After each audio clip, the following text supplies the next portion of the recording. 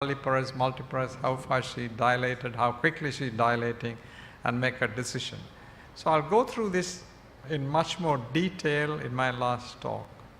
So we'll come back to where we left in terms of defining the features. So this trace is quite wonderful because the accelerations, the baby is tossing the ball, the somatic nervous system is working well, the baseline variability is working well.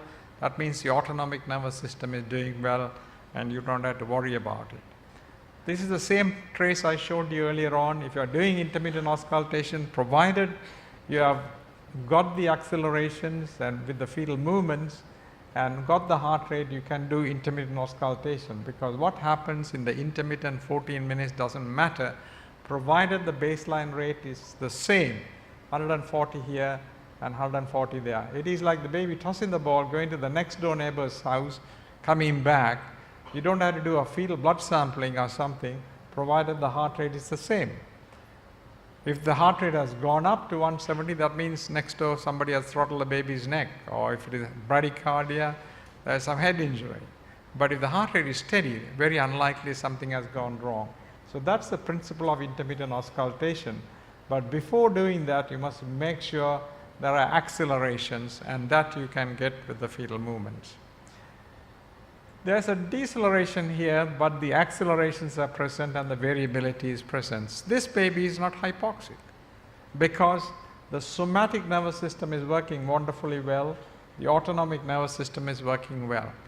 Decelerations are transient events. You compress the cord, you get a variable deceleration. You compress the head, you get an early deceleration. You reduce the placental reserve, you get a late deceleration.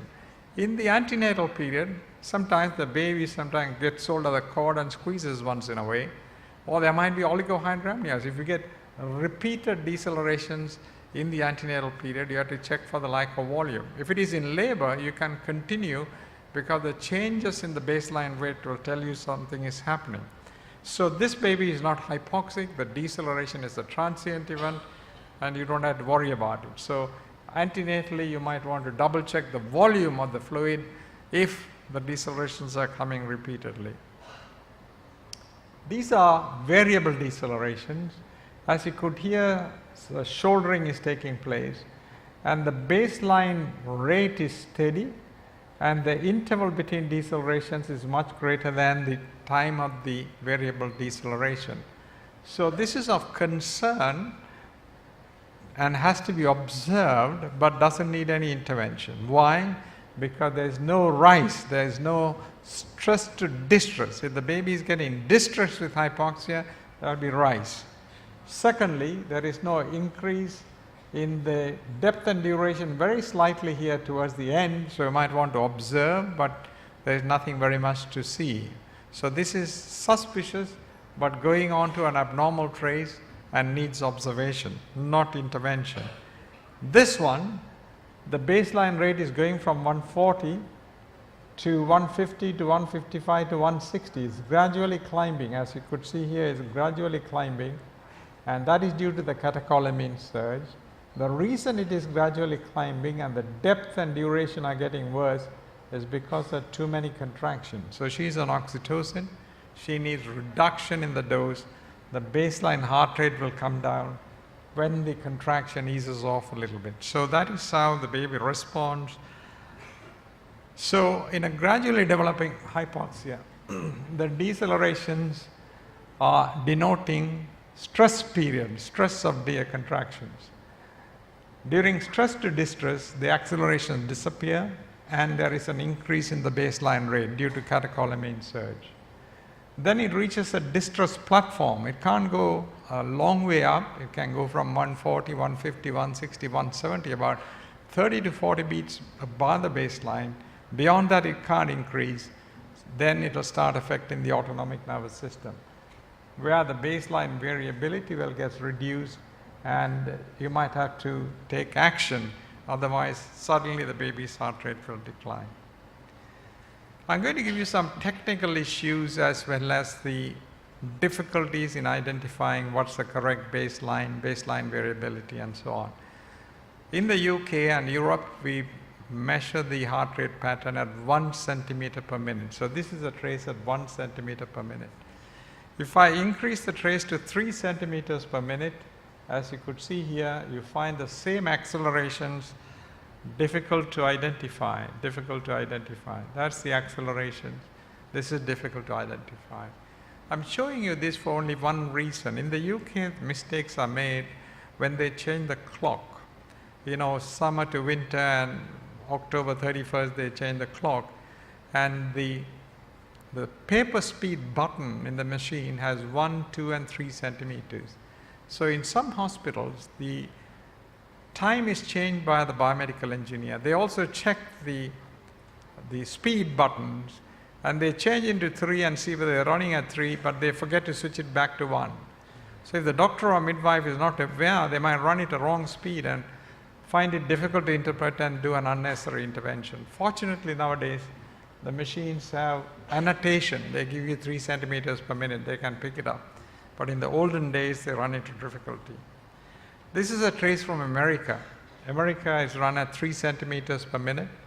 And the reason why they run at 3 centimeters, they say they can see things big, as you could see here, the decelerations. But in honesty, what you really are interested is what is happening to the baseline features. So the baseline feature here, as you could see, is a tachycardia 180, hardly any variability, no acceleration. The deceleration tells you the mechanism which causes the hypoxia. So even if I don't give you this part and that part, you should be able to tell this baby is in trouble. So what tells us the baby is in good condition are the accelerations and the baseline variability. They are the hallmarks of fetal health. The deceleration tells us the mechanism. But the Americans run it because they can see everything big. Obviously, if you go to America, from hamburger to ice cream to cars, everything is big. So they want to see everything big. I won't talk about Donald Trump now because that's a different lecture altogether. Okay, now coming to some of the issues with the heart rate. If the heart rate is less than 110, we call it fetal bradycardia. That can be due to fetal or maternal reasons. And the fetal reasons are due to vagal stimulation, as I mentioned. Local anesthetic drugs, we don't give it to the baby, but accidentally when you give pudendal block, if it goes to the baby, it can reduce the heart rate. Analgesic drugs like pethidine, Valium can reduce the heart rate. And hypoxia, the heart rate is less than 100, like Apgar-score. You have to think about whether baby has a hypoxia. Maternal reasons are usually very short-living bradycardias. Hypovolemia, the mother bleeds due to placenta previa, the blood to the mother, the placenta is reduced, so there's a bradycardia. Or hypotension, like epidural top-up, or an abnormal uterine activity. Having said that, 110 and below is a problem. 90 to 110 is called benign baseline bradycardia, provided you make sure that you're monitoring the baby and not the mother. Because this baby has a heart rate of 105, 110, but it has the accelerations. That means the somatic nervous system is okay, the variability, the autonomic nervous system is okay, and there are no decelerations with contractions. That means this baby is doing well, and that is called uncomplicated baseline bradycardia. And there are a lot of papers written about it. I won't go through that in detail. Tachycardia is more than 160, again, fetal and maternal reasons. Compensatory fetal movement. If the baby runs around, like if I run around the room, my heart rate will be up. Same with the baby. And hypovolemia. If the blood volume goes down, there will be increased sympathetic tone. That is when there is a noise created, or if you use an amnihook to rupture the membranes, if it scratches on the baby's head, there will be tachycardia for a short time. Hypoxia, gradually it will increase the heart rate. An intrauterine infection, which you have to be concerned. Maternal fever, increased sympathetic tone. The mother is in pain or anxious, or if you are using drugs like atropine or beta-mimetics, or if the mother is dehydrated, then the mother doesn't give so much of blood to the placenta, so the baby tries to pump faster to get the more blood. So if you go to the ward at 9 o'clock and the baby's heart rate is 130, at 12 o'clock the baby's heart rate has gone to 160, so it has gone by 20 to 30 beats, no decelerations. That means the heart rate rise is not due to hypoxia. Deceleration should be there to say there is hypoxia. So the heart rate going up is either due to dehydration